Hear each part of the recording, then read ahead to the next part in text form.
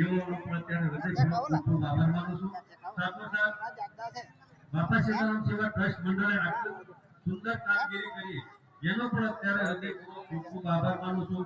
આવનારા દિવસોની અંદર આના કરતા પણ વધારે ભાવિક ભક્તો આવે અને બાપા સીતારામ સેવા ટ્રસ્ટ મંડળ આના કરતા પણ વધારે ભાવિક ભક્તોને જમાડે પ્રસાદી આપે એવી અત્યારે બાપા સીતારામ વતી હું બધાને હસ્તકલા પાઠવું છું.